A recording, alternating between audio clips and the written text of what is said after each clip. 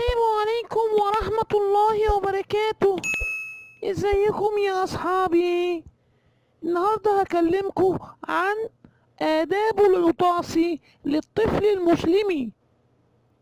عندما أعطس أقول الحمد لله، يرد علي من يسمعني يرحمك الله.